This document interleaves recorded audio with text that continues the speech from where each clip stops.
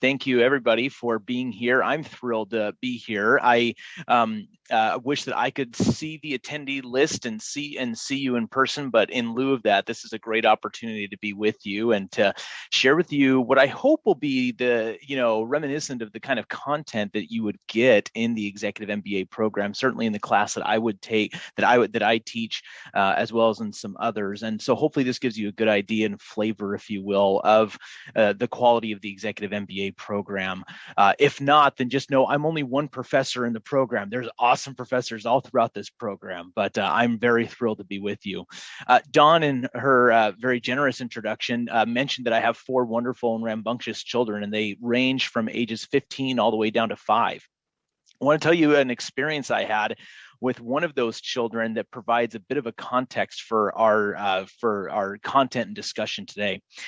So back when my daughter was in first grade, my oldest daughter, who's now in 6th grade, and we were living in Texas at the time, as Dawn mentioned, they were having a career day at their elementary school, and she was begging me to go.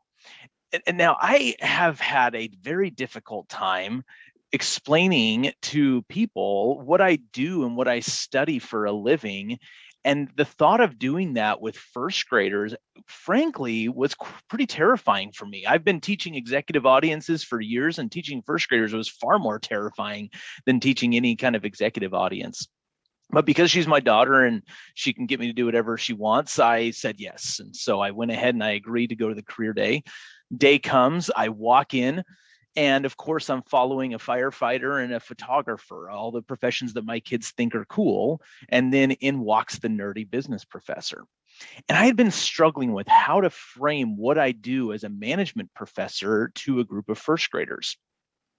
So the very first thing I said is that I'm a professor, and I told them I was teaching at Texas A&M University at the time. They wanted to talk about college football. That's what we talked about for quite a few minutes there at the beginning. I can talk about that any day, especially being a Hawkeye. I can talk about Hawkeye football for hours and hours.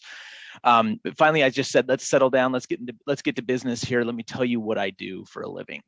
And I threw this out just to see if I could generate any discussion on this. I said, I teach college students how not to be bad bosses.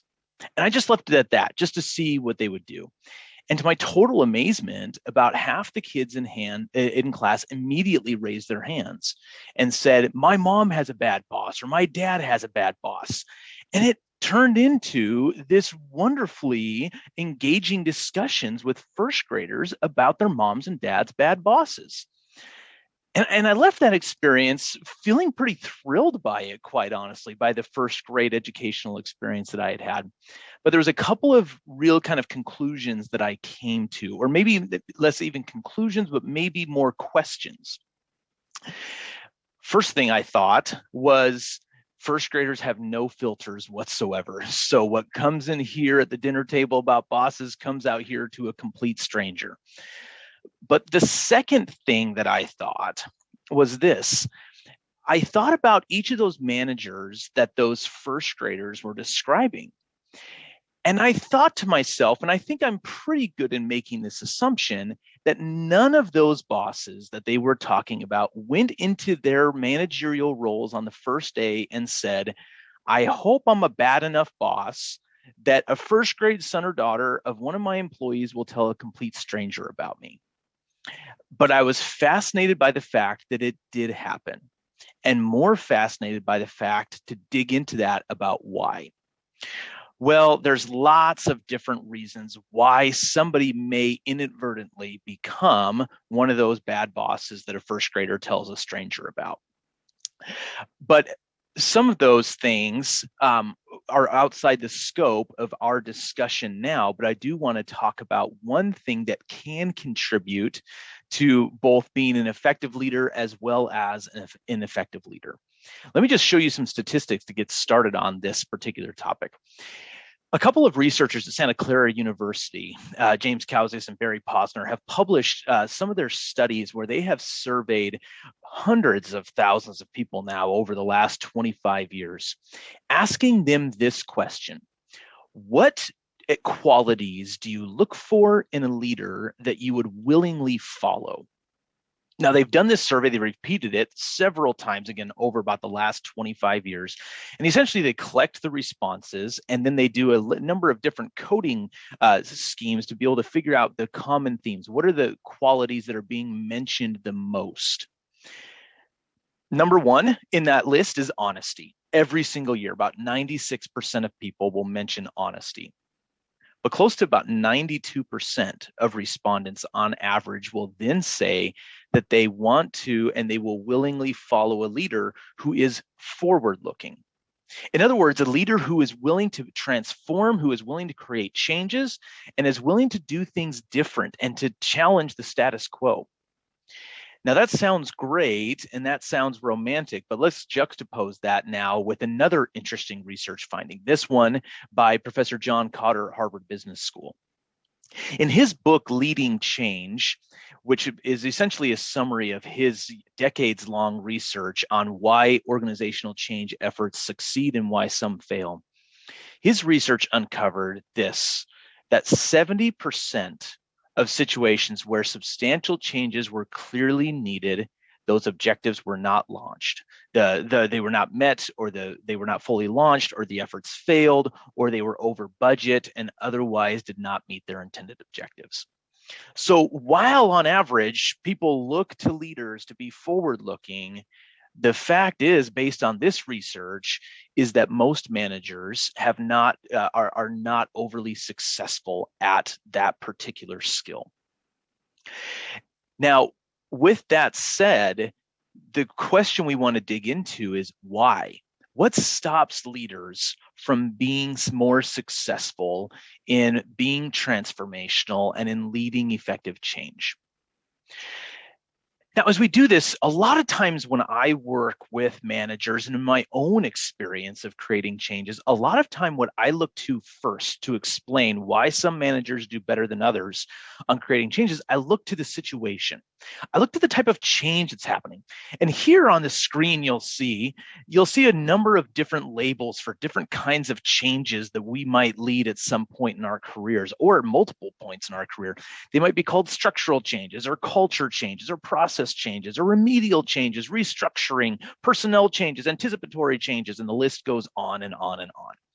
And sometimes we want to say, well, the reason why and I speak for myself here, the reason why I didn't do well at this particular change is because it was such a unique change. It was a merger and acquisition, or it was more of a culture change. And I kind of tend to say it's really the situation that's probably driving my effectiveness. And to some extent, research shows that's true. To some extent, there are situations that are just simply harder to navigate than others when we're trying to create change.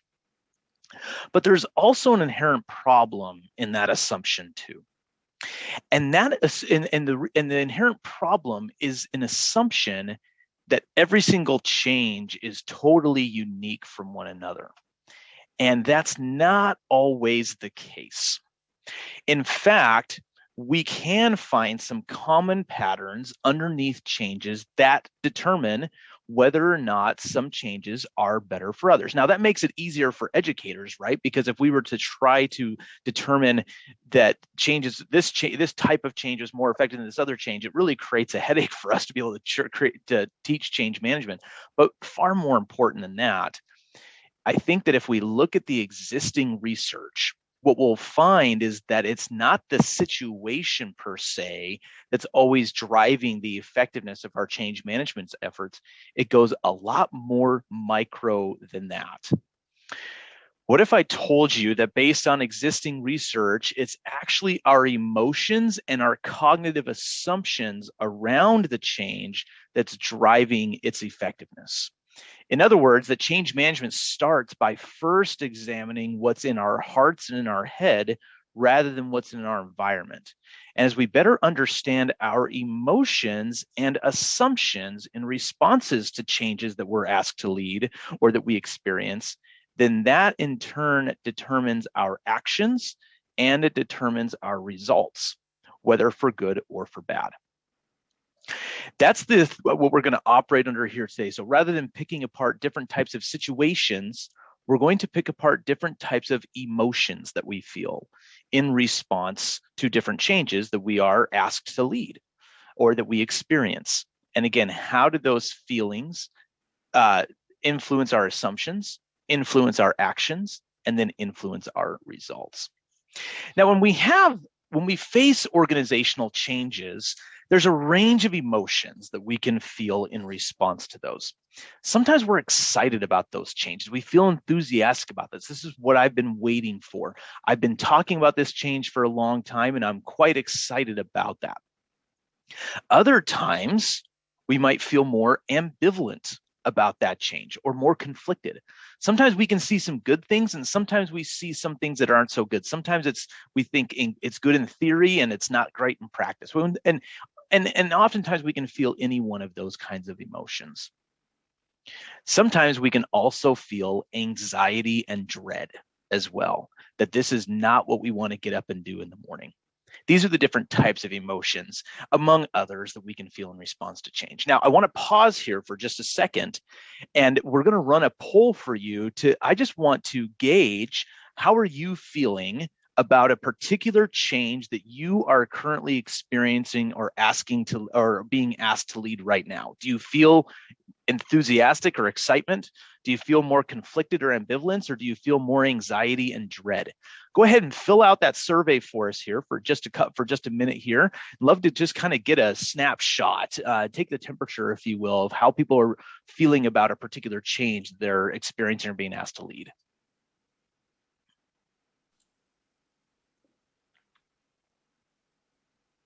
Votes are coming in. This is great to see. Again, a great snapshot, a great temperature taking here.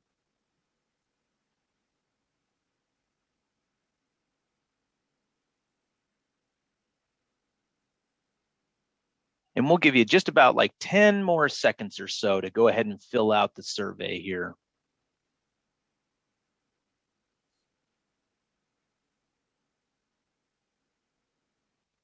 Okay, go ahead and we'll close it up here.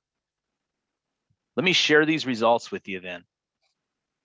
I think you can see those results. John, is that correct? Can they see the results okay? Yes, they can. Perfect, great. Well, there you go. Thank you, John, so much for that support there. There you can see the results. Interestingly, and this was my prediction, most people fall into that conflicted or ambivalent category there, but a lot more around the excitement and enthusiasm and less around the anxiety and dread, maybe than I had even anticipated here. So this is encouraging, I would say, is that we have less on the anxiety and dread. And we'll talk about why that is the case, obviously, how changes can affect managers, but it's good that there's a lot of excitement and enthusiasm around it. And yet a big bucket of people who are conflicted and ambivalent. So with that kind of snapshot in mind, as you see, people here on the webinar and how they're feeling in response to change, let's talk about the different, I guess you can say, kind of pros and cons of feeling these ways, but also how those feelings about the change influence the way that we think about the change, the assumptions we form, the actions we take, and the results that we see. Again, this is the pattern that we're looking at right here: feelings to assumptions, to actions, to results. Lots of you, 43% of you, in fact, said that you feel excited or enthusiastic about the change. And I say, congratulations, that's awesome. Wonderful that you feel excited about the changes that you are experiencing or that you are leading. Now, there's a positive side to this, and there's a negative side, believe it or not, when it comes to feeling excited or enthusiastic about the change. Let me talk a little bit about this using an example from my own experience in just consulting as an academic. A number of years ago, actually, when I was just finishing up my PhD here at the University of Iowa, as Don mentioned, I was working with a retailer here in Iowa that was doing a big expansion of their business. They were kind of going from a small retail store to the same retail store, but being expanded. And I was good friends with the general manager of that particular store where they were experiencing this growth and the expansion. And I remember talking to him. In fact, we sat down to lunch one day and I said, how are the changes going? And how are your managers, of which there were dozens of managers in this particular store with the expansion, how are they dealing with it? His response was really informative. He said, the managers are really facing the same kind of demands throughout the store. We're having to now get familiarized with new product lines. We're having to hire more expansive teams, and a number of different things that he listed that were pretty common challenges in the midst of this transformation. And then I said, well, how are the managers feeling about it? He said, well, some are feeling more engaged and excited and enthusiastic about it than I've ever seen before. And some are feeling really exhausted by it and are feeling terrible about it. Again, kind of going to our polls here. And I said, well, tell me then, I assume that the excited people are the ones who are performing the best, right? And he says, yes, in most cases, yes. But there's sometimes an issue that I'm facing where the managers who are most excited are assuming that their people are just as excited about the changes too, particularly the people who are hanging on through this transformation. And I said, well, what is that kind of resulting in? And he said, well, what it's really resulting in is that the managers are just going full board like a bull in a china shop and not taking the time to really unfreeze and to really prepare people for the magnitude of the changes that are coming.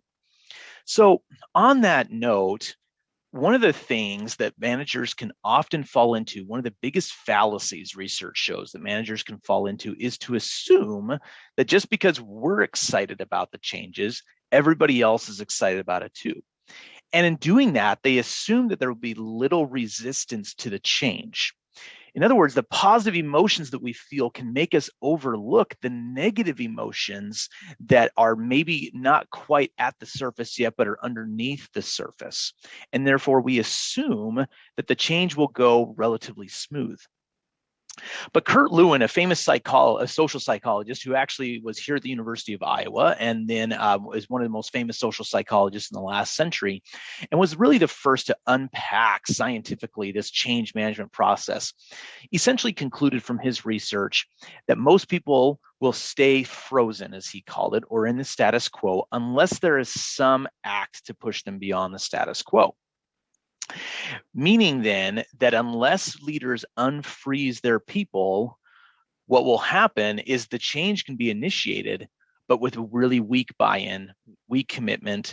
And for the leader, because the initiative does not generally last, if there's weak buy-in, he or she will lose a great deal of credibility. And so being excited and enthusiastic is great. It's great for your well-being. It's great for your satisfaction and engagement at work. But the one thing we learned from research is just be careful, because our people may not be as excited as we are about the changes. And if we don't realize that, we may not prepare them or unfreeze them adequately for the change. It can result in some weaker buy-in and lower credibility. So instead of assuming less resistance, what we can assume when we're excited about a change is that not everyone is or will be as excited as we are. In other words, the essence of change management is to plan for resistance and to manage resistance. When we do that, then we do almost automatically take various steps to try to unfreeze people or to try to break them again out of status quo, prepare them for change. Oftentimes, though, even when we realize we want to do that, we may not know some specific tools for unfreezing people and getting them ready for a change. Let me mention two very briefly here. One of those is to create a sense of urgency, and another one is to communicate a vision. Now, these are fairly abstract principles. Let me make them a little bit more concrete. John Cotter shows in his research that creating a sense of urgency is the number one factor toward getting people moved out of the status quo. When I was a few years ago doing some research and consulting in the healthcare industry, I saw this firsthand. So I was working with a number of hospitals to do some patient safety training, to help them implement some patient safety training programs. These training programs focused much more on teamwork and leadership than they did on technicalities. So for example, nurses between shifts being better at communicating or handing off information, or before a surgical procedure occurs, being able to huddle together to determine, do they have the right patient? Do they have the right tools? Do they have the right personnel? Do we understand allergies and other complications relative to that patient? And what I found is that when we were working with, say, corporate learning officers in the companies, that they were oftentimes excited about this, but the people in the organization were not very excited about it. You had nurses who said, we always go through trainings. You had physicians who said, we don't need the trainings. And you have administrators who said, I don't want to pay for the trainings, and many other types of obstacles. Well, one of the things that we found in our research that hospitals did really well to create a sense of urgency was to bring in patients where patient safety had saved their lives, or to show clips of individuals because of not good safety and leadership and teamwork processes had been seriously maimed or harmed or even died because of those. In other words, the urgency was created by telling stories. It wasn't created by data. In fact, sometimes we assume that data will just speak for itself, but data doesn't speak. People speak for data.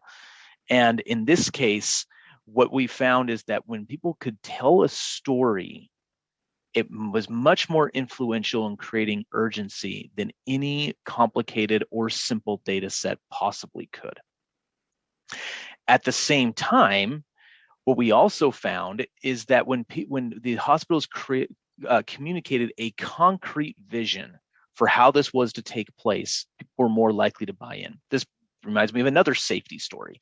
I worked with a chemical company a couple of years ago, and I was working with their top executive team, and we were having this conversation about different changes that had taken place, and they had a big safety process kind of policy transformation a couple of years back, and we were reflecting on that. And the chief safety officer who had led that effort had said that for a few years he had been trying to lead that transformation without much success.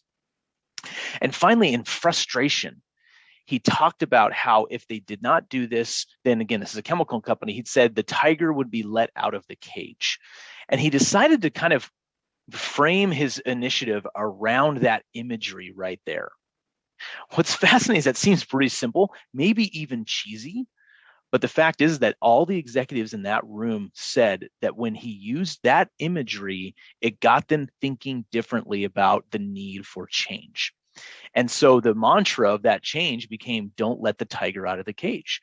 And it was fascinating to hear the executive members essentially say that it was the imagery, it was the concrete vision that he had that turned the tide and got people unfrozen from their current positions. So in that sense, what I would just say to you is that the more that urgency is communicated and created, and the more that the vision is communicated through emotions and through storytelling, and also through concrete images, the stronger the buy-in, the greater the credibility for the leader. In other words, the more that we can link the head and the heart, the more likely we are to really get people out of the status quo and move them toward a better, brighter future. So we can do that if we're excited about the change. We can do that if we're ambivalent about the change, but it's particularly applicable if we're excited about the change. To recap, if we feel excited, assume not everybody else is excited, create that urgency through storytelling, create a concrete vision, which creates stronger buy-in, greater commitment, and a greater likelihood of actually making the change take place.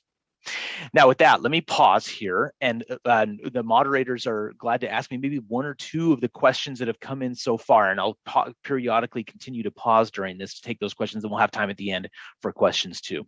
So moderators, any questions that have come in that I can address at this point? If not, I'll move on, but otherwise, I'd love to address any questions that have come in so far. No questions have come in yet, Okay. but while we can wait just a second to see if any questions come in. While we are doing that, I do want to say that this is a good time to remind everybody that this is a different platform than the executive MBA classes will be held on. And so it's nice to kind of know that this is the course content that you'll be getting in a lot of your classes, but the way that the interaction is going to be a little bit different. So just a good thing to keep in mind. You will actually be able to interact with your professors a bit more.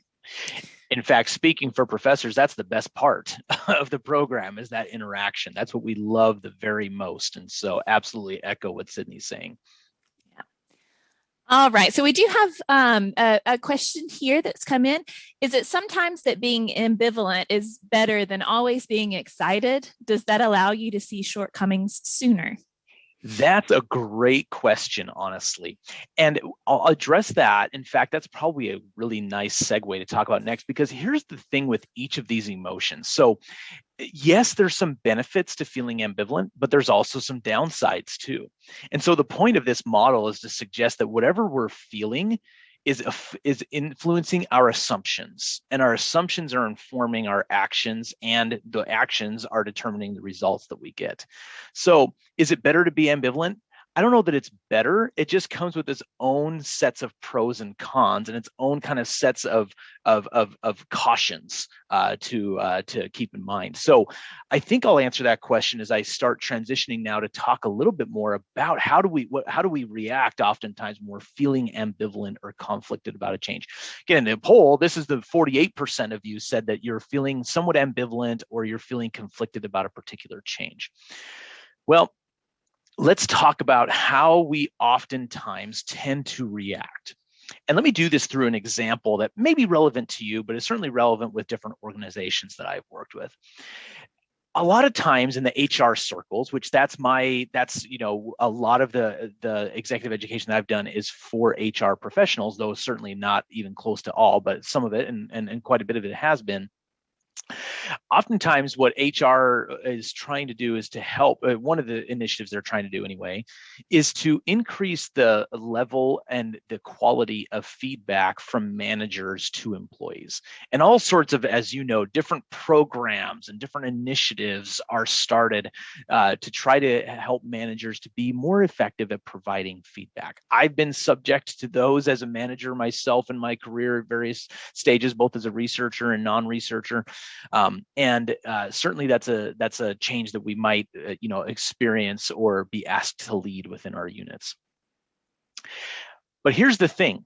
You would think that being ambivalent is best, because sometimes if we're in those changes, what we're going to say is, yeah, I know that's probably a good thing. I know that's good for the employees. I know it's probably good for the company. But the fact is that I don't have time for it if I want to get home at nights, and if I want to, have some semblance of balance, or if I need to get this project done by a date. I just don't have time to do what is being asked of me right now. That's ambivalence right there. You see some positives and you see some negatives. And sometimes the assumption I think we can have, and this goes back to the question, is that that's good, right? We can see upsides and downsides, but let me complicate that a little bit more.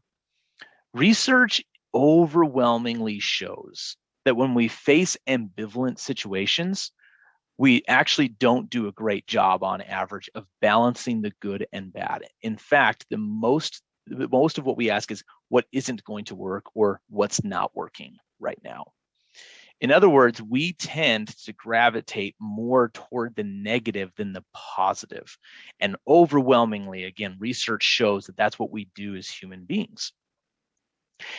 As a result, what we do is we tend then to focus more on solving problems. And I'm not suggesting that's a bad thing, but what I am going to suggest that only gets you so far. So again, let's take the feedback scenario here. I'm being asked to give more feedback, higher quality feedback to my employees. I feel like that's important, but I also feel like I don't have time for that. That's ambivalence. Here's why it's not going to work. That's what on average humans' minds are going to gravitate to, turns out with research. What's not going to work? And so then what I'm going to do is, as I approach my managers, or I approach my own work, I'm going to figure out what am I doing wrong, or what are they doing wrong, so that we can at least get it to some kind of an optimal level. And so therefore, our time is largely spent on solving problems. Now, again, that's not a bad thing, but my suggestion is that it's maybe just incomplete. Instead, what we can do is, if we're feeling ambivalent or conflicted about a change, is we can focus on what is working. So as an individual, you might say, okay, what am I doing already to provide feedback to my employees that does seem to be working? Or what are my managers doing? Who are two managers that I'm leading right now who do a particularly good job at leading? What's working in essence, or giving feedback? What's working in essence for these managers? And what that does is it shifts the mindset to one more of finding of kind of being more solution focused rather than just problem focused. And what that allows us to do is it allows us to scale successes rather than just solve problems. So it turns out from research that the number one thing that keeps energy behind a change and it prevents burnout is small wins. And essentially what we're doing here with this, and what I'm suggesting is that when it comes to ambivalence, there is going to be a tendency to focus only on what's going wrong or what could go wrong, which is going to put you and me into problem solving mode. And that's where our time will be allocated.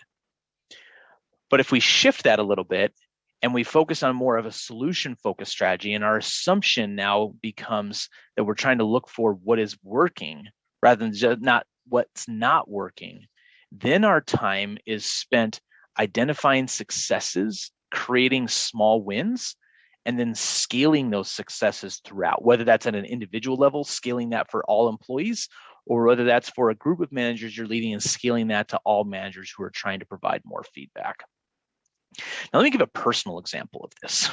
So, in our family, as I mentioned, we have 4 kids, and we have traditionally in our family tried to shy away from smartphones until our kids are an appropriate age, which in this case is actually high school is when we start having them use that. So my oldest son, freshman in high school, is now very engaged with his smartphone.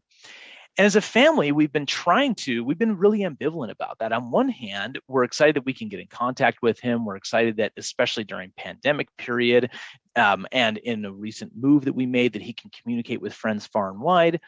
And on the other hand, we're very conflicted about it, given that how much time can be sucked into it, the different dangers that we see of teens and social media and different things. And so we've been a little bit conflicted about that. We've especially been conflicted about the time element of it. We've always tried to have our kids explore outside and read books and do different things to spend their time, rather than, with a face on a screen. Well, there's a number of ways to approach that. What my default mode at first was, all right, what's he doing wrong? Why is he spending so much time on it?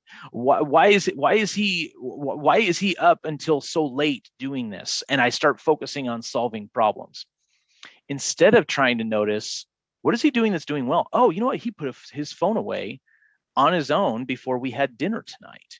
Or, hey, he turned in his phone at night right on time. Or, hey, you know what? He was able to have a great discussion with a friend who was struggling over this. What's working? And then can we scale that success for him?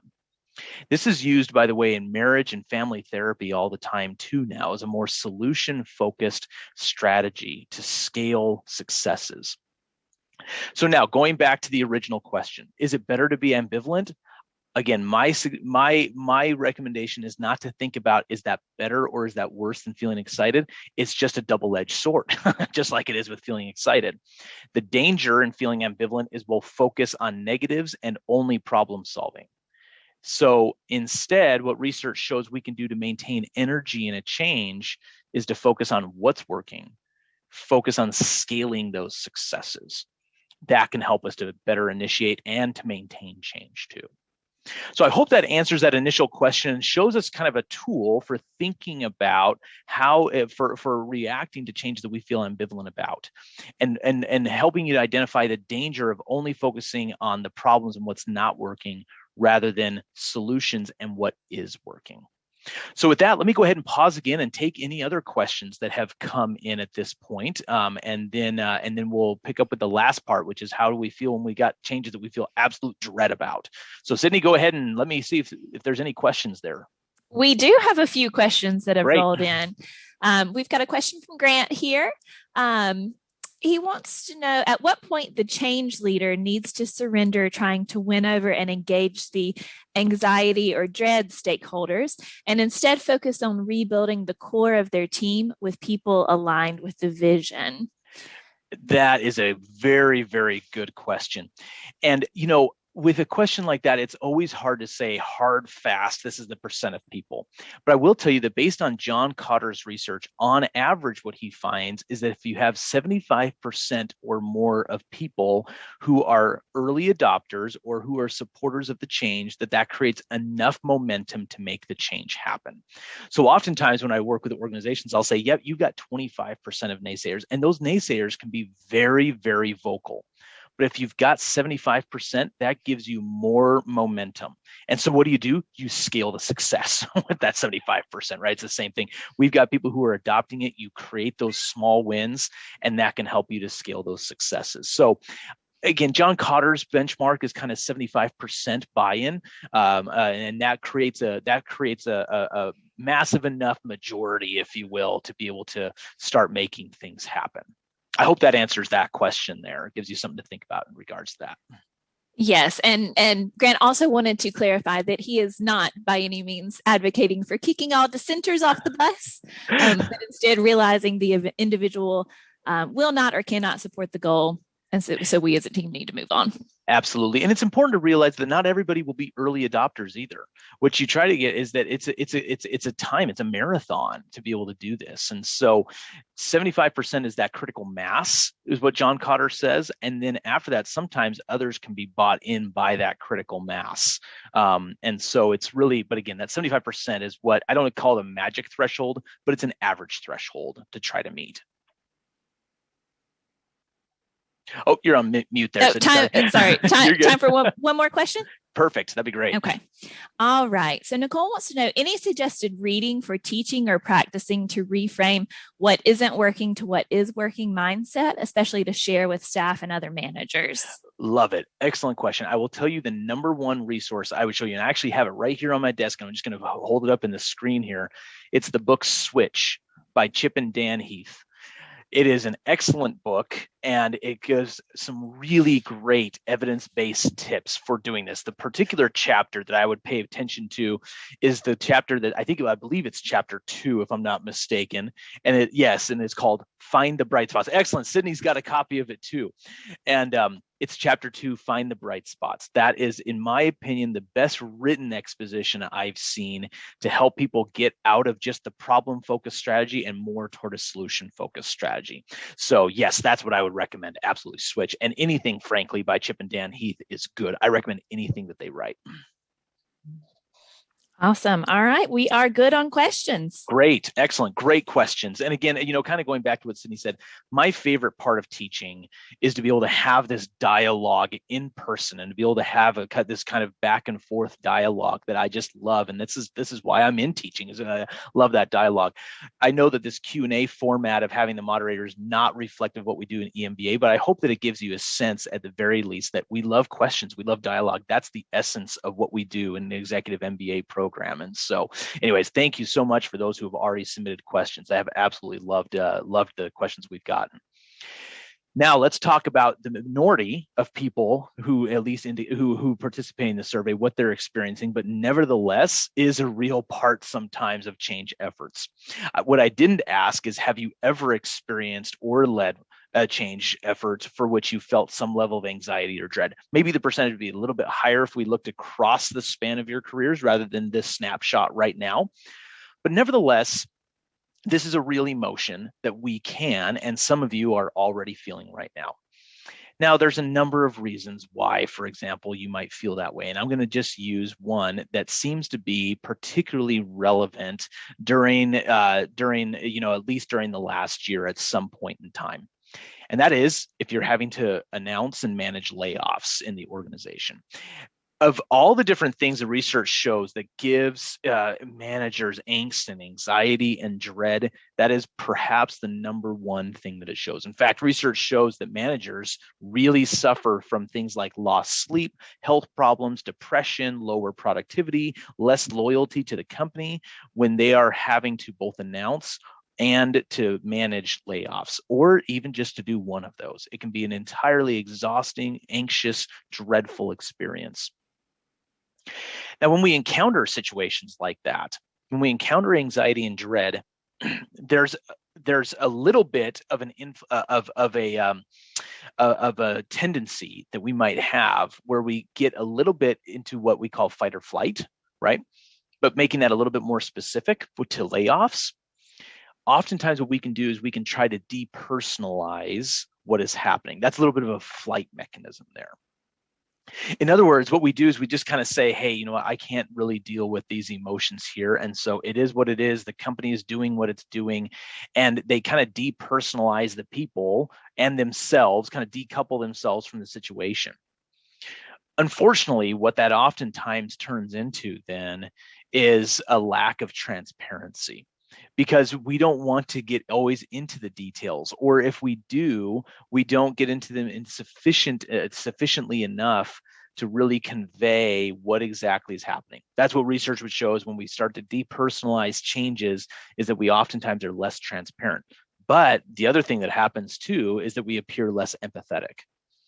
So then a lot of times when managers will face these kinds of situations and you're caught between this rock and a hard place of I have to represent the organization in announcing and managing these layoffs, but I also represent my people and I care about my people. Sometimes we either think we have to represent the organization and depersonalize ourselves and the people from the situation, or we have to totally represent the people and then we almost personalize it too much. Ironically, personalization actually leads to, or I should say extreme personalization actually leads to the same kind of outcomes as depersonalization. Turns out that if we over personalize it, we can also be less transparent and we can actually lack empathy. Let me give one example of this. One of the worst things research shows we can say when we get into a situation where we're doing layoffs and we're sitting in front of an employee and we're saying 2 weeks and you know, you're not working here anymore, is we say, this is really hard for me too. So it turns out that that right there creates perceptions of a lack of empathy. Now, the manager does it from a good place. They're personalizing this. They don't want to do this. They feel terrible about what's happening to their managers and to their employees. But it turns out if we just say those words, this is hard for me too, it ends up really translating into a lack of empathy. And as a result, the people who become most important in this situation of layoffs, which are our survivors, really end up getting even more angry and are more likely to turn over. We're already likely to see that in the face of layoffs among survivors, which is why there's a whole other branch of research suggesting that layoffs are not generally the best way to go to be able to cut costs and other things in the organization. Nevertheless, they do happen and sometimes they have to happen, but it's not always, it's sometimes more of a knee-jerk reaction than it needs to be.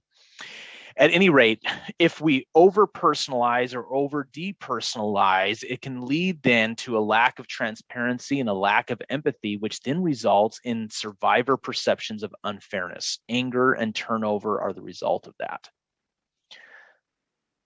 But if we're feeling anxiety and dread, we don't have to set up this false dichotomy between representing, say, the organization or representing the people, or between I just need to depersonalize myself from this, or I'm taking this deeply personal.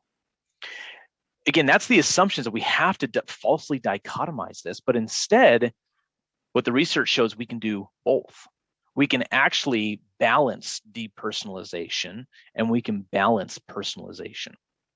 From a depersonalization standpoint, we can see ourselves as representatives of the organization and clearly and transparently talk about why the organization made this decision.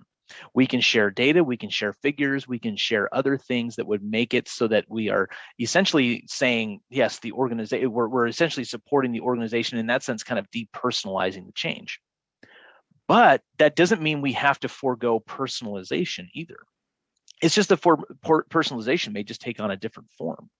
Instead of saying this is hard for me too, or kind of, you know, undermining the organization during the midst of layoffs, we can actually offer help and support to those employees and make their exit as fair as possible in the sense of the support. One of the things the research shows, for example, is that if managers will open up their contact books to good, high-performing employees, or even just medium-performing employees, but are good assets in the organization, that creates perceptions of fairness, and those perceptions of fairness ultimately are what reduce the amount of anger and turnover among the employees.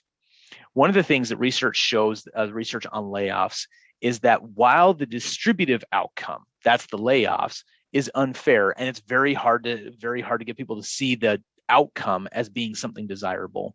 If the process is perceived as fair by depersonalizing and personalizing, and thus showing both empathy and transparency, then the survivor perceptions of fairness are much higher, and the chance of survivors staying on and adding value, and the dip in performance that research shows inevitably happens after layoffs, will not be as elongated as it otherwise would be. So that's what I would say, sort of in response to anxiety and dread. Now, we talk specifically to layoffs, but there's other examples of this too, where we can say essentially that if we face anxiety and dread in a particular change, oftentimes we're going to, in our positions, we're either going to depersonalize or personalize. Instead, we balance those, and that balance allows us to be transparent, it allows us to be empathetic, and it allows for greater perceptions of fairness. What I hope you see from all of these patterns here is that it's not the situation that really determines whether a change management initiative is effective. It's how we respond to the emotions that we feel.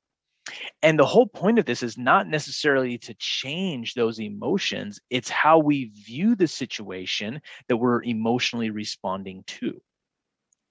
So again, it's the actions, it's the assumptions that flow from the emotions, and then it's the actions and results that stem from those. So some questions for you to consider as you're thinking about your change, whether you're excited about it, that's 43% of you, whether you are feeling ambivalent about it, that's 48% of you, or whether the 9% of you who are feeling anxiety and dread around the change that you're experiencing or being asked to lead. Questions to consider.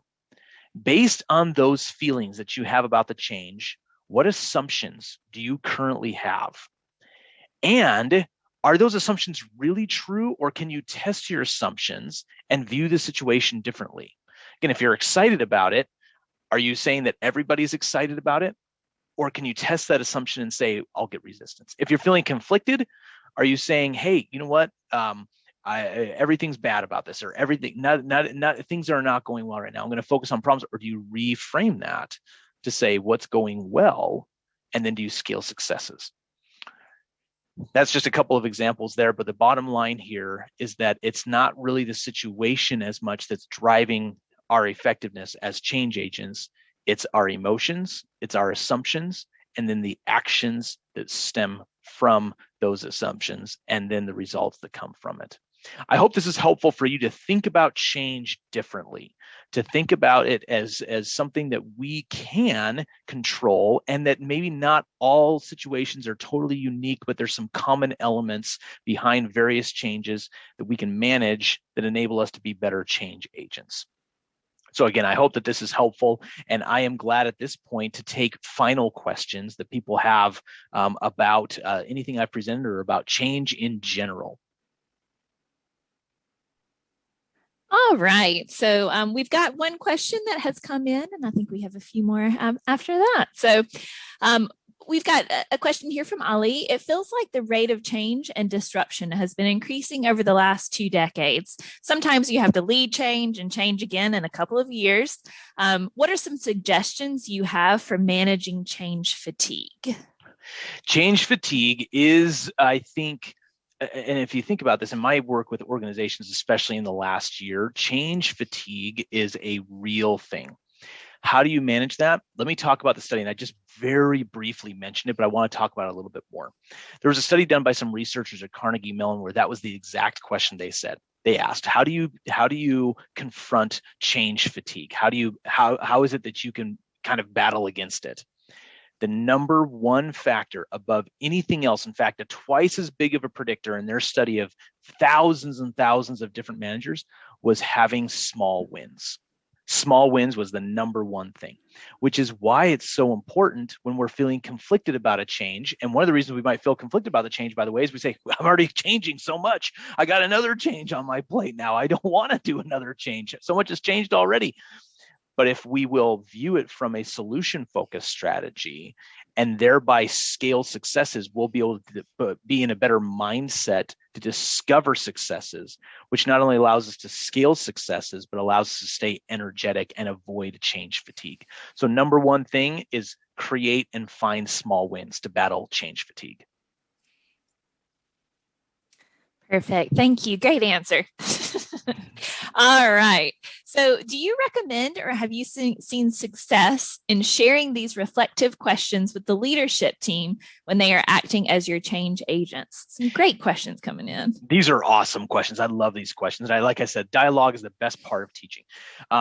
Actually, it is really interesting that these kinds of questions do elicit some thought. But here's the thing.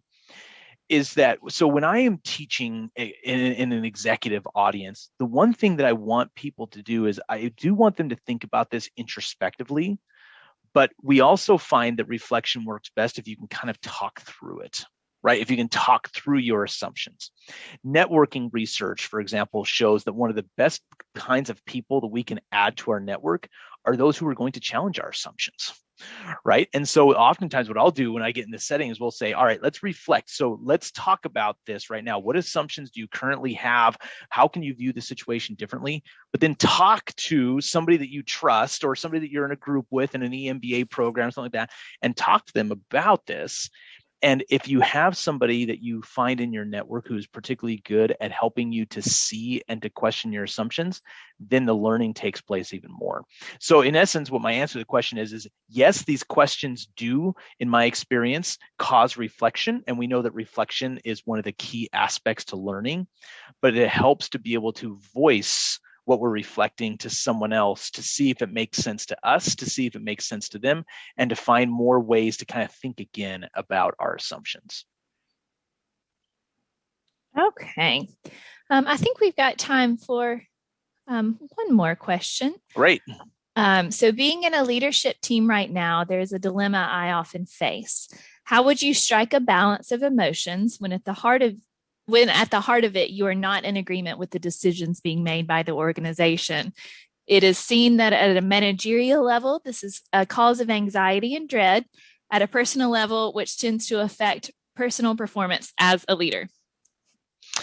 So, and if I understand the question correctly, it's sort of like you're in this leadership team, right? You're having to, it sounds like to me, kind of distill down changes through the organization that people are already feeling that anxiousness and that dread about, right? That seems to be kind of what I'm hearing from that question. And being on that senior leadership team makes it a little bit more difficult, right? But here's what I would just suggest to you. Other people are feeling that anxiety, but can you take them through this process here that we've talked about today? Can you ask them the same questions? Why are they feeling anxiousness and dreadful? Or why are they feeling anxious or dread? And if we kind of can dig into those, then we can see maybe there's some assumptions they have about maybe they're personalizing it too much. Maybe they're depersonalizing it too much. Or you might find some managers that feel conflicted about it. And so then what do? Well, you help them to maybe think about what are some small wins? What are some small wins you can anticipate or that you could create around this to scale the successes? So in essence, what I would say is that I think the principles we've talked today hold true in that situation. The difference is that you're now kind of training the trainer, right? You're the one you're kind of taking this and distilling some of these principles around how we react to our feelings around change to those who are on the front line, so to speak, and are having to navigate some of the complexities of these changes.